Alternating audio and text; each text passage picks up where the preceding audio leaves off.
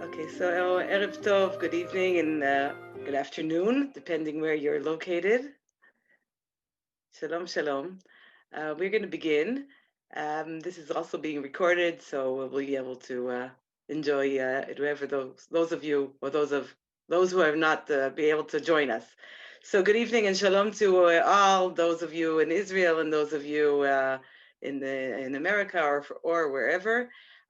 Thanks so much for joining us and this special event and opportunity that we have of this overseas transatlantic conversation.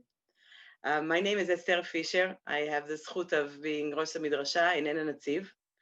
And what we're going to be doing here actually is a little sample of what we try to do inside our Bet Midrash.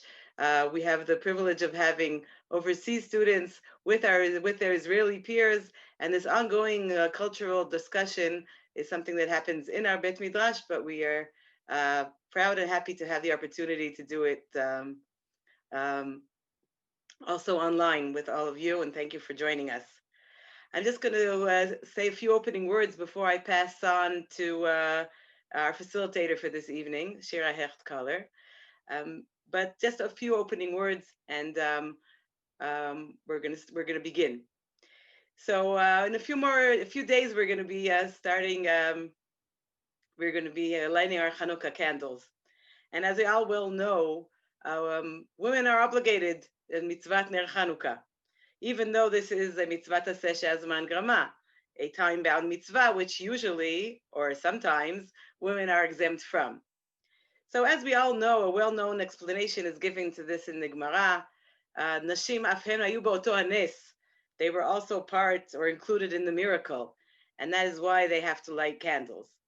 Um, but I would like to kick off our discussion on just relating to also a well-known machloket between Rashi and Tosfot on this sugya. And the way they both explain in different ways, afhen hayu ba'oto hanes, that they were also part of this miracle. And I want to unusually start with Tosfot and not with Rashi. Tosfot explained pretty much what common sense would say. Women were part of the miracle of Hanukkah. They were also saved.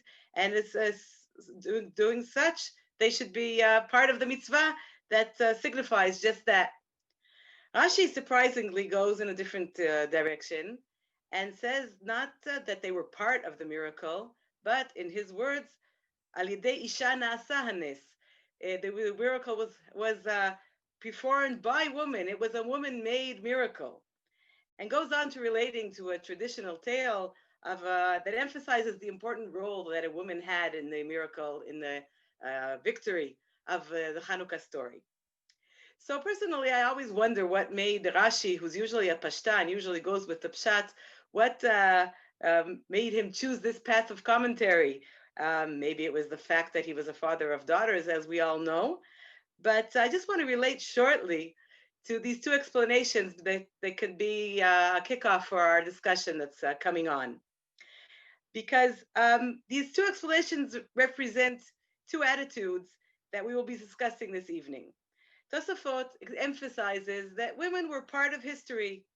In many ways, we can say that there is not a her story, there is his story, and only one history.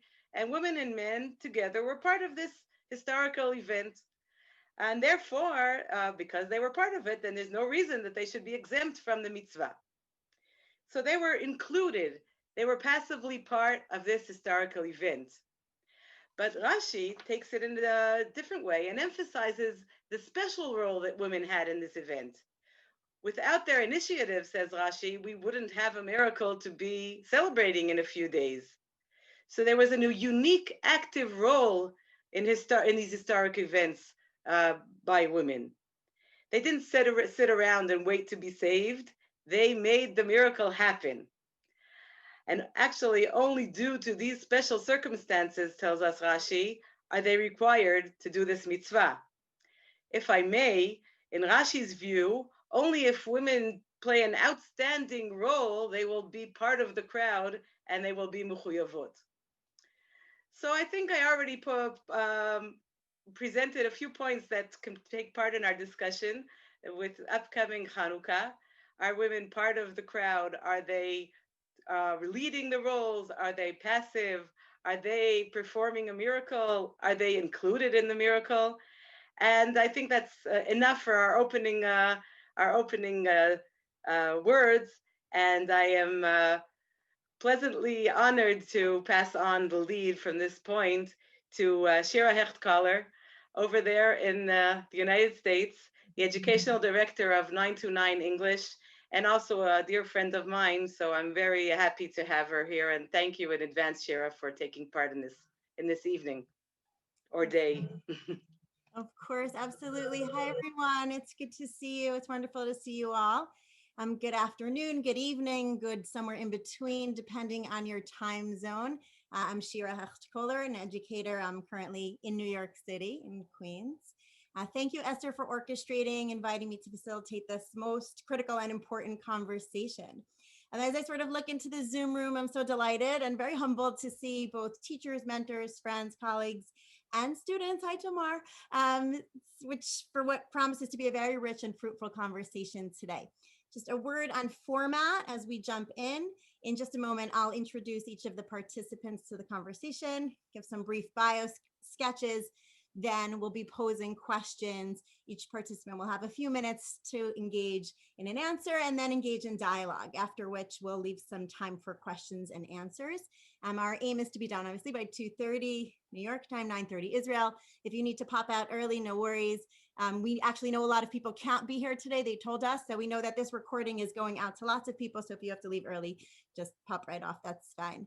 And one just sort of note of Zoom etiquette before we start. We, of course, invite everyone to turn on your cameras so we can bridge the distance and limitations of distance. But of course, you don't need to, but that invitation does stand.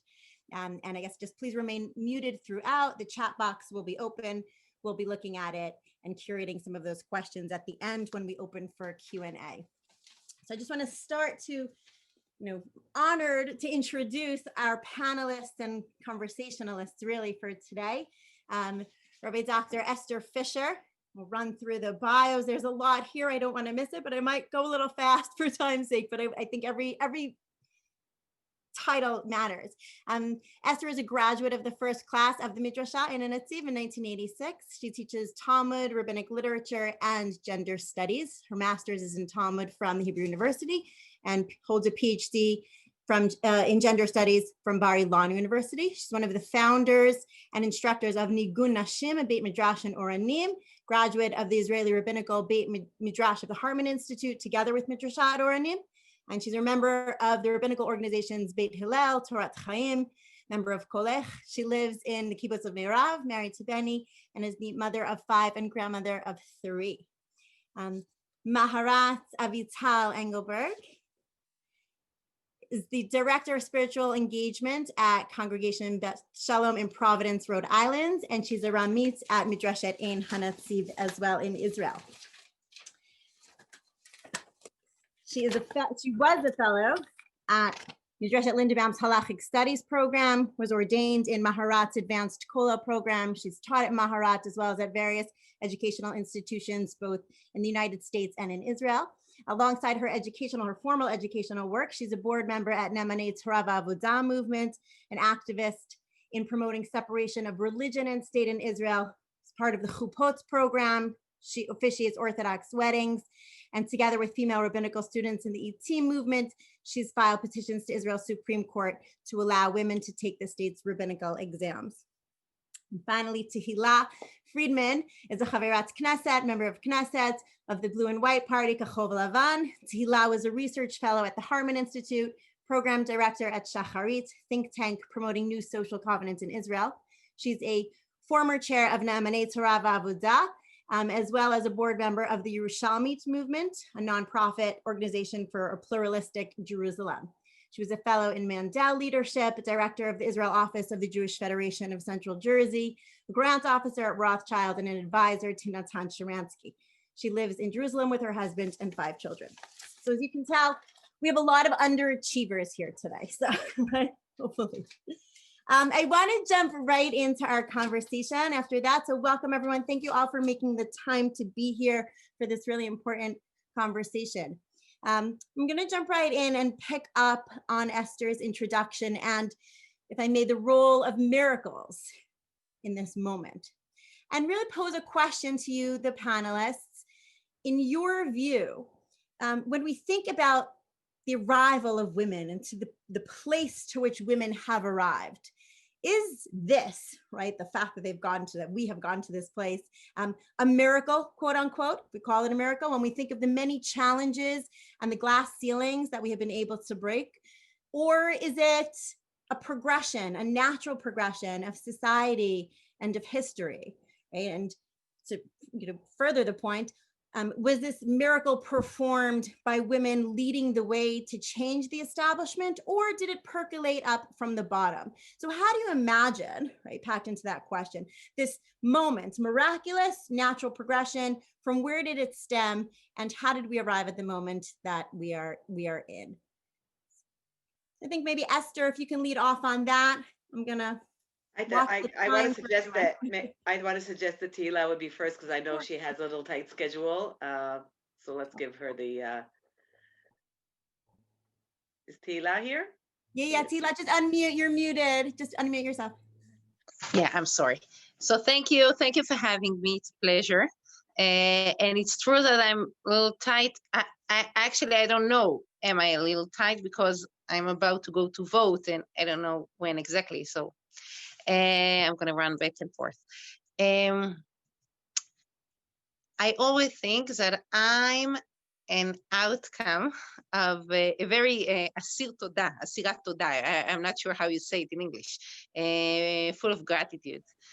Outcome of two big revolutions: the Zionist revolution and the feminist revolution.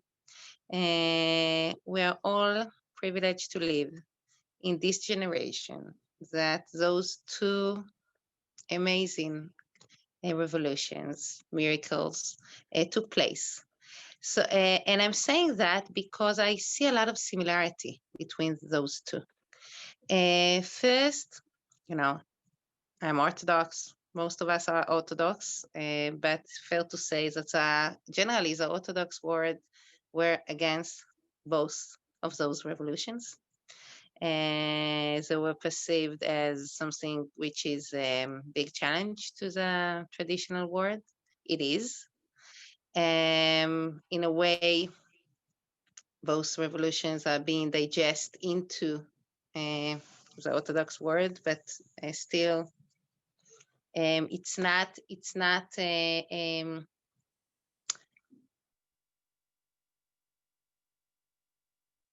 In my kindergarten, we sing על הניסים ועל הנפלאות אשר חולל השם למכבים. כן, the words are על הניסים ועל הנפלאות אשר חוללו המכבים. It's a very famous Israeli song. And we were singing אשר חולל השם למכבים because we were from. So it's kind of combination between our religious identity and our Zionist identity. And at the same way, we're trying to combine, feminism with religious identity. So the real answer is it depends. There are days when I think, wow, we achieved so much. And there are days that I think, wow, there is such a long way to go. And I'll give you a very concrete example that I'm going to vote in a few seconds on a new legislation that we're passing, saying that someone who murdered or tried to murder his wife or spouse, to be politically correct, cannot be apotropos. Apotropos. How do you say Guardian? Is that a legal term? I'm not sure. Okay, guardian for his kids. Now, on one hand, look, I'm a legislator. I'm sitting in the Knesset. Who would believe I'm part of this, important legislation? And I'm part of a generation who fight domestic violence, who fight violence against women, who see it as unlegit. On the other hand, It's still happening. The numbers are massive. Women being murdered, being, domestic violence is rising. So it depends.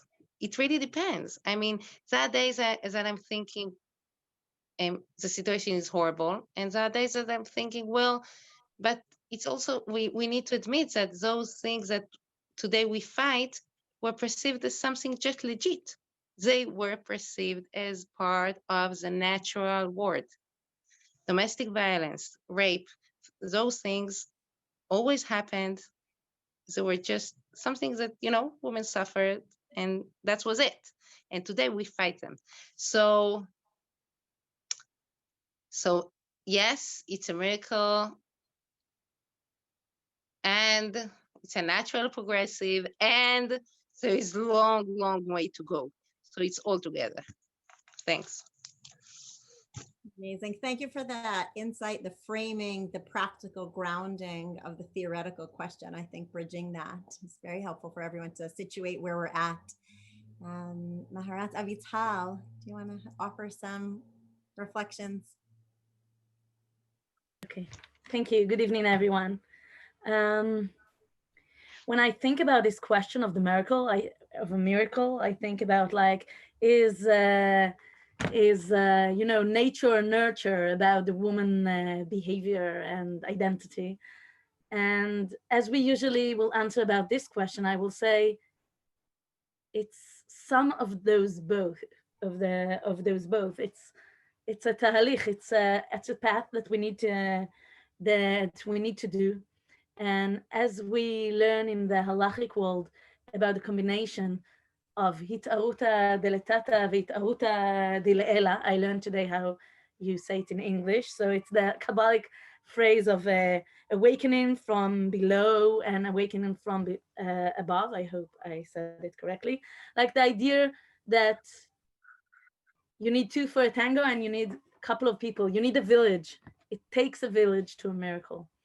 And I think this miracle of where women are standing today is a lot to the lay person who woke up and say something here is not right, and a lot with the people who were the people that I'm looking up to, the woman that made me able to do what I'm doing today, the leadership, but it's both.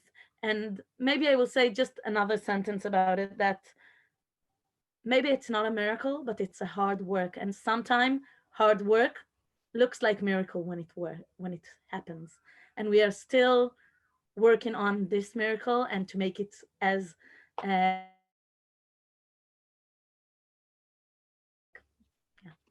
more right. Thank you. Thank you. Thank you for that blending of perspectives. Ravanit Fisher. So I'll just add that I really would like to believe that it's a natural process, as you asked, and I'll also refer to a broader way of looking at of what's happening with, and not only with women in feminism, because it's it's a process of society opening up to populations that haven't been part in the past. Just to mention that when Midreshet Ein Hanatziv started in the mid 80s as one of the first Batei Midrash in Israel, at the same time there was another population that started a Bet Midrash, and that's what we call here in Israel the pluralistic Batei Midrash, or what's sometimes known as Batei Midrash for the secular population, so-called seculars. They also started in the same time to demand their right to be in Bet Midrash and to study, and that they have what to say about Torah. So it's the same phenomena. It's the margins entering the center. So that's sort of a natural thing that societies are going through, and of opening up to different populations. But I do think that it is a miracle. And to go back to Rashi, that Hanes Na'asa al Yadan, I would like to say that as both Tila and Avital referred to, it didn't happen on its own. It's happening because women are demanding it to happen, and people that were marginalized are demanding to take center. We were not invited in. Women demanded on taking part, and then the authorities uh, agreed. And that's the way I see the process, and that's somewhat of a miracle. I can say actually, not only in the Torah sphere, we're also discussing women in the army and in combat. So I just want to say the same process happens regarding young women from religious backgrounds going into the army. First, they started to do it, and then the authorities, the halachic process, had to respond to that. I personally remember when I went into the army, which is way back, again in the 80s, from there was word of mouth that if there was certain rabbis that if you would ask them personally, one-on-one, they would give you a ter. And later on in the 90s, when I was a teacher in Pelech, and we wanted someone to speak to the girls about the halachic option of going into the army, the only Rav in the country that would come to speak to them was Rav David Vigman, Rosh Yeshiva Male Gilboa, and one of the founders of Midreshet Ein Hanatziv, who teaches there until today. So I think it's a grassroots process. It's a nes na'asa al yadan in many ways. But can I add something? Yeah, of course. Let's have some responses. The conversation.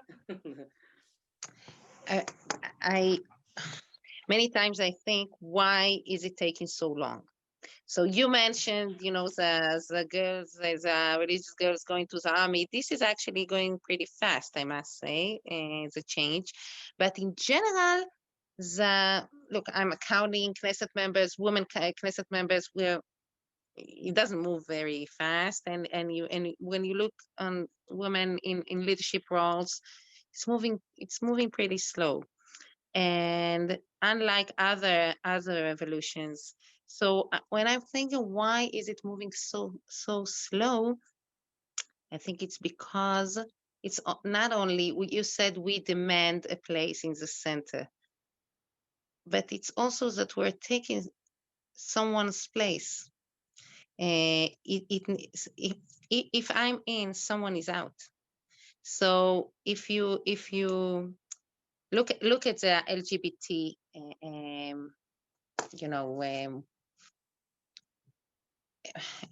effort to get to get to the center, but they don't take someone else's place. So it is much easier.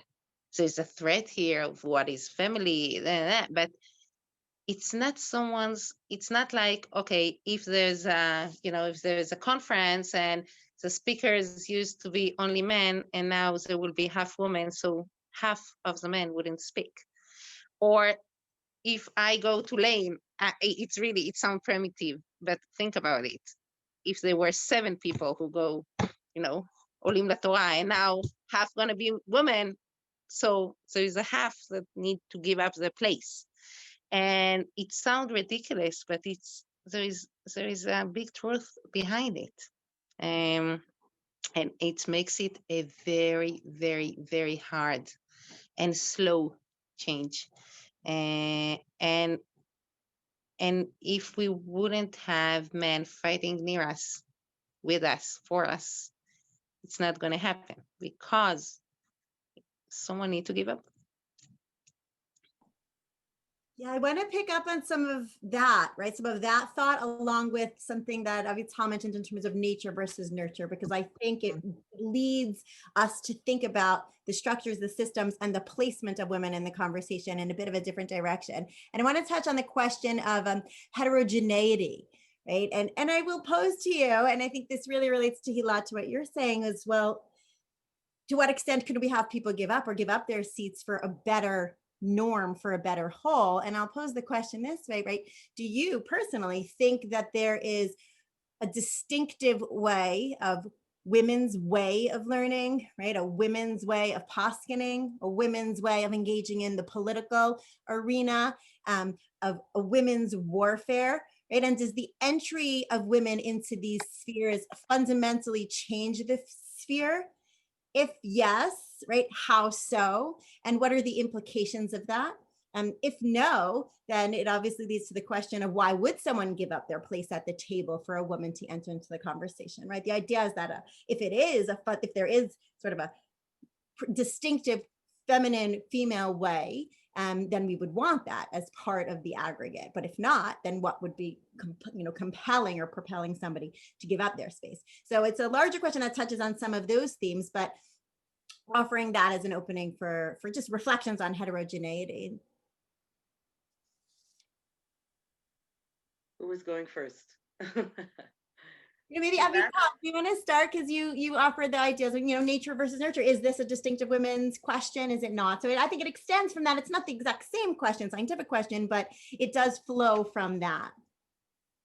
Well, I will say two things, and first, one of them is just to continue to what Rabbanit Esther said at the last question, that if you are coming after you were absent from the talk, like when we are starting to have the halachic discussion without women for all of those years. So when a woman gets into the discussion, even if men and women have just the same the same ideas, the same view of life, everything, but the fact that they were absent from the conversation make their talk different. I hope that that I'm saying it clearly enough. But I think that that's the first thing, that I think that I hope that when we were absent from the conversation, and hopefully we are, I won't say starting to get into the conversation, but we are definitely not all through the conversation, but this idea that we are coming to the conversation, I hope that it makes our eye be also regisha, like that we can remember that there are other people who are not in the conversation, and to be aware to him, because like to remember that we just went out of Egypt. That's like the idea that I'm thinking of. And I hope that we can continue this different eye, even in just in the sense that we are bringing new voices that weren't there till now. And the second, we say usually in feminism, like, I don't know, that there is like a range of equalities for men and women. And there are some qualities that are more likely to be in for women and not for men. And those, I don't know, empathia, sorry. That's Hebrew. Yeah, I know, but empathy, I'm trying to remember if that's the word also in English. I'm sorry, I had a baby a month and a half ago, so I will take this ticket, and because of that, I have a good excuse to my English. But I do think that it's not just that we are new in the conversation, but now we see in the pandemic that there are several leaders of countries that are women, and whatever happens there in their country, in New Zealand, in Finland, are different. And I hope to say that I believe that some of it is different, that our thinking is different, but it's not necessarily, well, I don't know if in 500 years we won't be just the same. The fact that we were lacking from the conversation made our thinking be different. And as we say on the Hasidut movement that came and gave, and at the beginning of the Hasidut movement, a lot of people were against it, and it gave like a new spirit, a new eye, like a new color to the conversation, to the Jewish conversation, to the religious conversation. So I hope that also our new eye, if you can say that, if you can phrase it like that, will do the same. Will bring chemla. I even checked this word. Compassion. Thank you. This compassion and something maybe more, and you see it so much in halachic conversation, like, I don't know, when you speak about nidalors, that just no one asks a woman what happens there, and maybe it will bring something new to the conversation. So it's not just about nida, it's also about ilchot Shabbat, it's also when they are cooking, and so on. So I want to wish us, the woman, that we will still have this compassion eye and this little different view, even in 500 years, that it will be like so regular that we are part of the conversation. Thank you. Thank you so much. Before I think you've raised a lot of important questions there. I'll just drop this as a pushback for the male population. But I think we can take argument with some of the points scientifically and sociologically with, right, what attributes of like compassion are distinctively females. And I think there's a lot of research being done now, both in the in the community of in psychology, about how much of that is socialization, sort of telling our boys they've got to be tough from first grade on. So I'm just going to put that out there. I guess as the mother of 3 sons, put it on the radar. It's not the conversation for today, but for the follow-up, I think we can press that a little bit. But I absolutely agree in terms of how we enter into the conversation. Sihila, you have some thoughts on distinctive mode, feminist mode, female?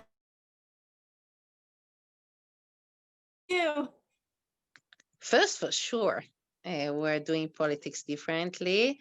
But there are days that I feel it's almost to be being a woman is almost like being disabled in politics, because the norms are so built, like the way this field is built is by men for men.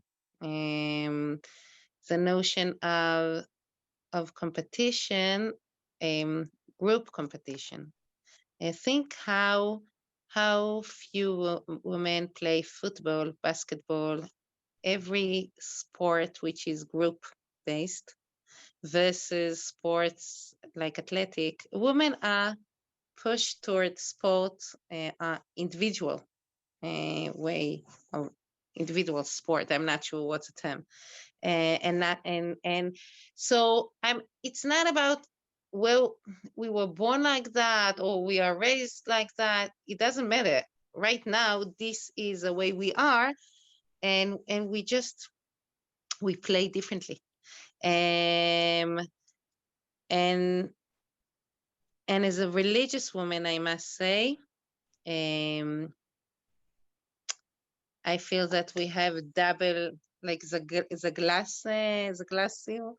We have double. We have 2, because it's a regular barrier for women, but there is also internal all this tzniut thing, not tzniut, not sexual tzniut, tzniut, the discourse of tzniut, but the spiritual one. What's a legitimation of saying me, I want, I can, I should. Politicians say I all the time, and we are raised to say, to take care of, to be for. It's very antsanua. I can't even say that, but to think of yourself as a leader. This is something which is, if you are a tsanua person, you don't do that. So it's true also for men. Okay, we're raised on the character of Moshe, who is a nav. Somehow men are doing better job in talking about themselves, priding themselves, see themselves as God gift to the mankind or to the Jewish people, and they feel totally good with that. And women, and especially religious women, it's not so. So that's an issue, big issue, I feel. Also, I want to say, it's going to sound rude, but I'll try to put it more politely. But religious men,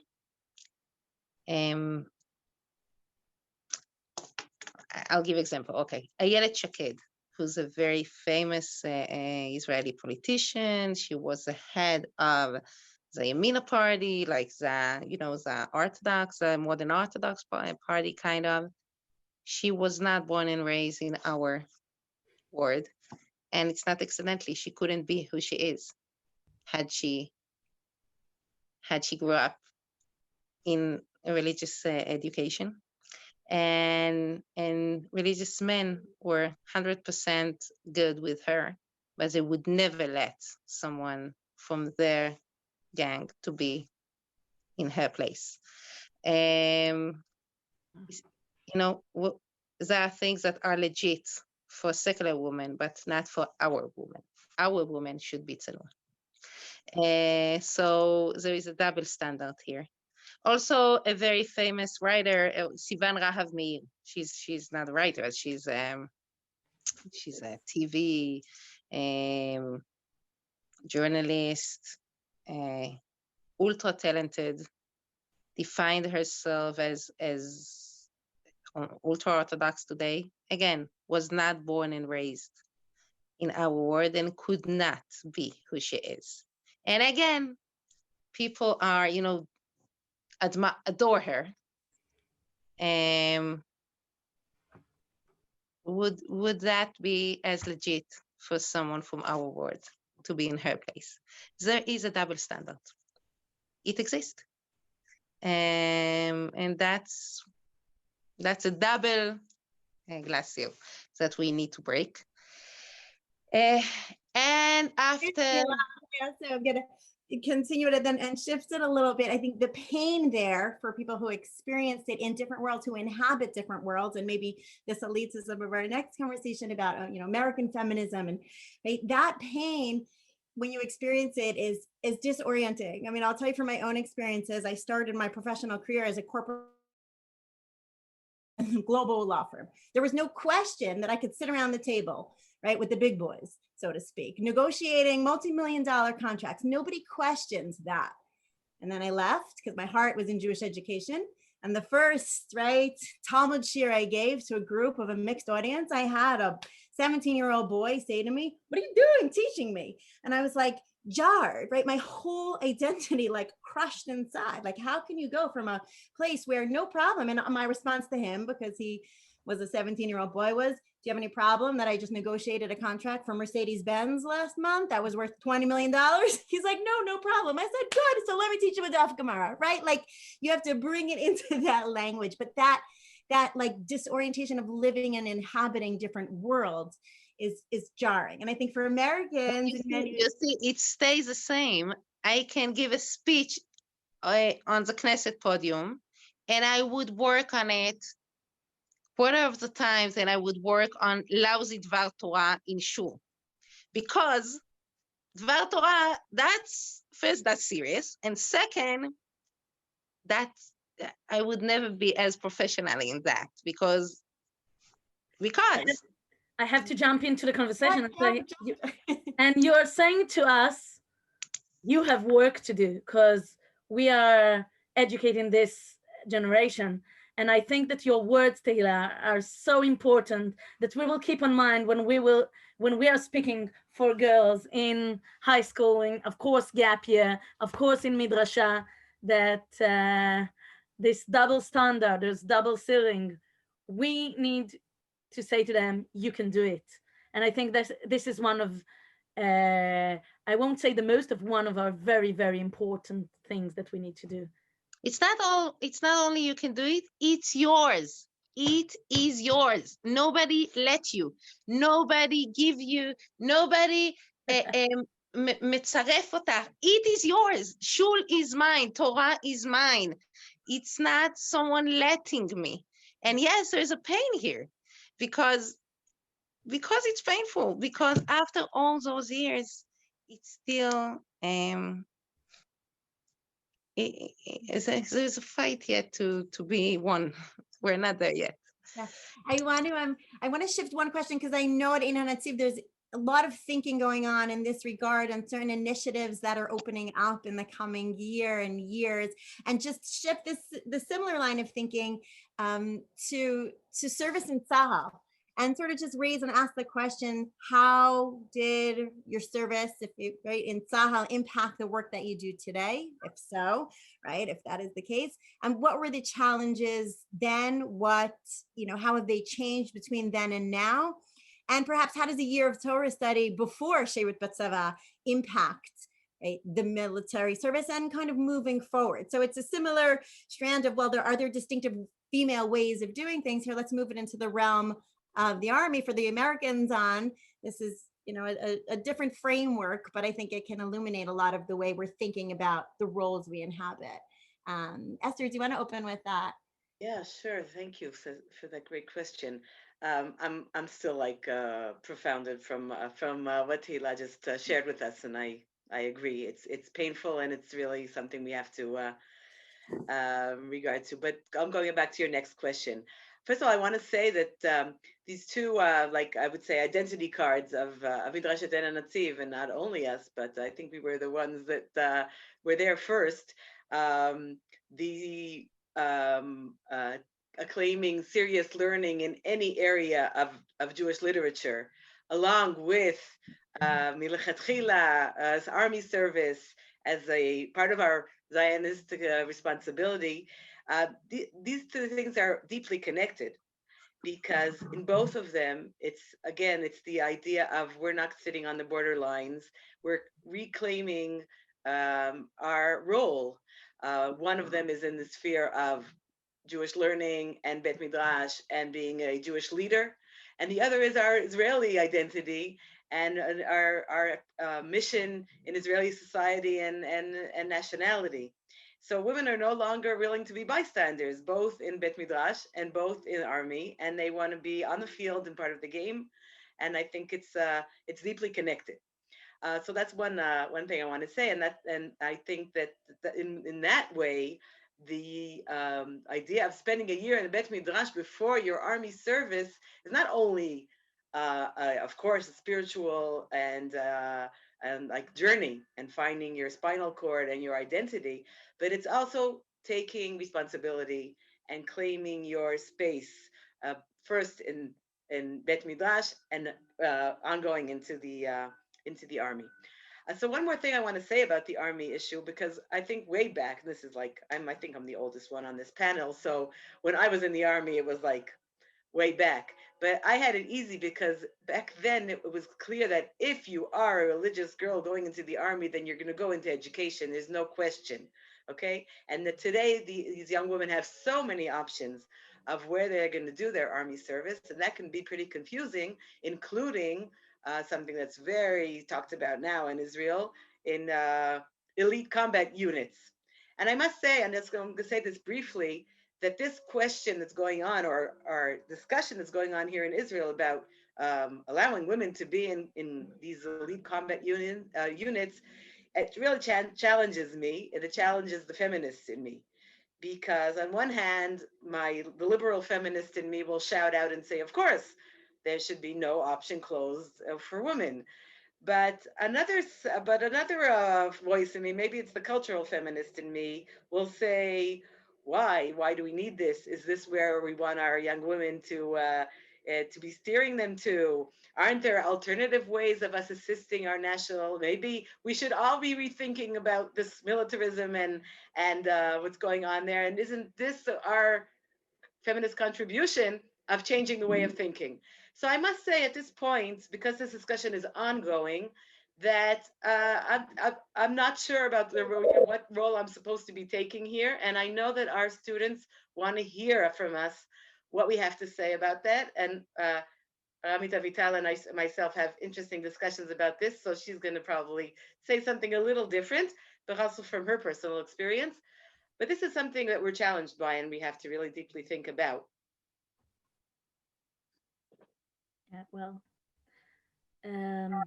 maybe I will start with three very small, short stories about what it means to be in the army. So first of all, of course, you meet the people that you didn't meet if you learn in a religious school, wherever.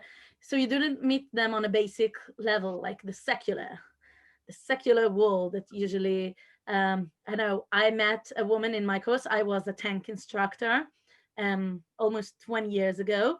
And I met a woman that saw my siddur and my prayer book, and she didn't know what it is. And for me, it was shocking that there are people that like have no idea about it. But and another woman who talked to me while we were in the course, when we are learning, and she said, and it was like a theological conversation of 2 minutes, that she said, well, you are the religious people, it's much easier to you to do things in the army because you are regular, you're used to do things without knowing why you are doing it, just because of someone told you to do it. So it's like the army, so it's easier to you to do it. And it was, I was shocked, and it was really like a theological conversation, but it took 2 minutes because that's what we had. But the most, I think, interesting thing in this sense is actually to meet the other religious people that are in the army, because I didn't know so much the Masorti movement, but also people that were like from my areas of learning. And I live in the center of Israel, and they were in yeshivot, and they came to the army and they saw me and they say, why are you there? As a religious person, like a religious to religious person, we had those, it means that you are not. Or we were 3 religious women in our course, that it's a lot, especially back then. But then they said, oh, but you're fasting and she's not fasting, and you are with pants as she's with skirt. Like everything were mixed, and people wanted to understand it better. But I think it's only a mirror for ourselves. We want to understand it better, and maybe that's why I think that the most important thing for a person in Israel, or whoever goes to the army, to do a year before, it's not just that you will know how to answer those questions to the people who ask them, because those questions are raised when you are out of your safe zone, and then you need to answer them for yourself, not for the other. Or you just need to know that there are questions that you don't know the answer, and how to react to this. So that's one of the important things I think that there is in a gap year, and of course in a midrasha specific. Also, the army raises other questions, as Rabbanit Esther said. That's the main body for like shaping the civil society. And then you meet as a feminist, it's not easy, because the army is, well, 20 years ago, and I think also now, is not that feminist place. And another thing, it's I think that religious and state, all of those questions, the first time I met them was in the army, that a week or even 2 weeks before Pesach, everyone had to stop eating bread because we need to clean for Pesach. And people that are not Jewish can't have pita bread in their locker, in their personal room. And those questions also raise, like, the army is kind of microcosmos of all of the Israeli society. And because of that, I think that a lot of things that I'm doing now, my best friends that came from the army and now are part of who I am, also are part of what I'm doing, and like religion and state, and the question of pluralistic Jewish awareness, and not just in the Israeli society. So all of those, I'm sure that the army did a tremendous impact on me for what I'm doing today. Thank you. Thank you. I think, yeah, if you can paraphrase that, the army in many ways like reveals the bones, right? The x-ray of a society and a community, particularly so in Israel, less so in other armies. And so that then extends with you, right? If you want to really understand a society, that's right, that's the moment. And how do we make sure that we have fair representation of women and religious women in that? Tehila, one last point, and then we'll open up to a few questions. Thoughts on Tzava? I was not in the army, I was in national service, and survived too. Look, I want to say something in general, not about women, not about what's the impact of the army on women, but what's the impact of the change on men. Only last week, 3 important rabbis, I brought them to speak to Minister of Defense, as the issue was What's going to happen now when the Israeli army includes many more women in roles that they were not before, and there's a clash between the existence of women to the yeshiva bochers, the benishim, the soldiers from yeshivot. And there was a point when one of the rabbis said, we are not willing to be, you treat us as people with special needs. It's not acceptable. And I thought, wow, they used to be the mainstream and they were women somewhere there. Now women become part of the mainstream, and where does it put them? They become people with special needs. Now, who are they? They are my friends, soon my kids. I mean, it's not them, it's us, but also the women soldiers are us. It's complicated. The situation is very, very complicated. But yet, I think there's something to be said about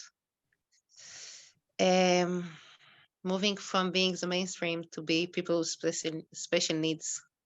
People who used to be Ezrat Gvarim and all of a sudden see the word from Ezrat Nashim, kind of. Yeah, it's like it's a dramatic change, and it's going to change. I mean, it's nice to see, the positive impact on our girls, but there's a thought that we need to give what's a general impact of our society, and it's not a question. I mean, it's not reversible. This is a direction, and we need to face it. Thank you. Thank you. I'm so moved by the reflections that have a theme about the other and a recognition of the other. Now, maybe that's a distinctively feminine way of thinking about it, right? We're less thinking about I, like you said, but actually for the societal whole, right, and the health and the fabric of that society, we do need to think about, right, whose place we're taking at the margins and what that means for the collective. We have just a few minutes, so I wanted to open up. I have one final question if we have time for, but I first want to open up for some questions to any of the panelists, to all the panelists, to me. If anybody has a question, you can just either write it in the chat if you are inclined, or if you want to just unmute and jump right in, you can do that. We'll give a moment. Any questions or comments? I have a comment. Tamar, of course. Hi. A lot of the things that were said really reminded me of things that I'm learning in school. So I went to bring this book, which we're learning. It's about home studies and Jewish religious boys and girls who aren't doing 5 Yechidot Gemara need to learn this book. And we recently learned about head coverings. And my friend told me, well, this entire book I've been waiting and waiting for a women's opinion. And I thought, here, head coverings. They're going to bring a woman to talk about how it feels to walk around with a head covering. And they didn't. And I never really thought about that this entire book, at least the chapters I read, I feel are very geared towards women, but there isn't a single woman. Not yet. And I'm on page, there's 20 pages left. And today we learned about leading a family life. And it was talking about leading Torah and things like that. And then it was talking about letting women learn Torah. And I thought, well, here I am, and I feel like this is kind of learning Torah, and I have to learn it. So what about all the rabbis who don't want me to learn it? It was a little confusing. But then Chavrat HaKnesset Teila said, nobody has to let me learn Torah. I can just do it if I want to. So that was really nice. And thank you all for coming. This is really interesting. Thank you, Tamar, for sharing those reflections. It was very personal, deeply informative about how this sits practically, right? These questions we can discuss on a Zoom, in theory, in a panel, but at the end of the day, they're very real practical questions of how we structure our boards, how we structure our communities, our organizational. We're sitting on an editorial board. Do we make sure that women's voices are in there? And it might take 6 phone calls to get one woman to write an article in a journal collection for every man, but we've got to do it. And I mean, this is the sphere that I find myself in with 929, to be honest, right? Like to get that equality of voices actually is much harder, and we need funds for it, and we need foundations for it, and we need Safaria and Maharat to say we have a women's writing fellowship because we need to get women's voices out there. So it's part of the question also of, we recognize in many ways, how do we then foster that happening, those kinds of questions to make sure that those voices are there. And on the permission piece, I think you hit it well, both of you, all of you. Maybe I would, if we don't have any other questions, or you can put it in the chat, I really want to end with one question as we move forward in terms of drawing out and drawing strength from this conversation. And I'll just ask you maybe in one sentence, if you can, who is a figure from whom you draw strength, right? In the metaphor of Hanukkah, who is a candle whose light you walk by and that guides you, illuminates your thinking and your living, and why? In 2 sentences or less for time. Okay, so that's a big one. Of course, I would say my parents, but and I will say that, but I also want to say, because this is an opportunity to acknowledge that on our screen is part of this sitting and listening is Rabbanit Rachel Keren. She's off the screen right now, but she was here in pillars of strength in Midreshet Ein Hanatziv. She is also our Meshivat Halacha. She is a graduate of all her Mivchanei Smicha. So I just want to say an acknowledgement that I get a lot of inspiration from my students, from my colleagues, and specifically I want to acknowledge Rabbanit Rachel, who has been part of this journey of feminism and learning, who is an inspiration for us all. And I'm so honored that she was part of this discussion. She was sitting and listening, which is such a feminist thing to do, to be able to just be there with us. So I want to acknowledge that and thank her for being here. Beautiful, thank you. Zihila, want to go up next? I don't know, there are tons of people who are, lighting the candles for me, who are candles for me. I visited Ben Gurion house last week. And he, for me, if I need to mention 4 important Jews, the most important Jews in history, he would be one of them, together with Moshe Rabbeinu and Rabban Yochanan ben Zakkai and Ezra Sofer. Seriously, that's the level I think of him. And what amazed me was he has 20,000 books in his house. He read most of them. And, he was prime minister. He was minister of defense. He was the leader of Jewish agency. He was establishing almost everything we had. And he was learning and reading and reading and learning. Now, it's not feminist. It's not nothing, but it's something that from Thursday, I'm thinking of it. He did so much, and he was learning and reading and reading and learning. Just I wish it's something I'm looking around me in the Knesset and I'm thinking, are we ever going to get those kind of leaders again? So I'm not sure, it's not in the, I had to think of a woman, of something, but just I keep thinking of Ben Gurion in the last few days. So I'm just. I love it. I love it. Thank you. A great image to hold with us. And Avital. Well, I would say that a lot of time people think that we are like doing things that are the cutting edge, but we are also part of history. And it's a very feminine thing to say, who is your role model? And to say, well, I have several. So I will say that one of them is my father, but and the other two is Bruria from the Mishnah time, the first serious maybe Torah learner who needed to push there very hard and to be in a very certain character to be able to do it. And till Rabbanit Malka Piotrkowski, that were my first serious teacher that told me that ma'or panim, that to be nice, it's the most important thing to be for Talmid Chacham. And I think this combination make us also remember that although we are fighting in a lot of different things, we are still continuing a good masoret, a good tradition for our mothers. So, Be'ezrat Hashem. Beautiful. Thank you. Thank you. I think as we close, I think of sort of the moment that we're in, right? The pandemic moment, which has shifted and radically altered our world so quickly, but it also offers us this time to deeply analyze, right, the structures, the systems, the hierarchies, what is happening to women in the professional world, in every realm, inside the house, outside the house. And it's so quick and it's so dramatic, but it does also offer us this time to say, let's pull in and actually do a deep view of the X-ray moments of this kind of apocalyptic moment.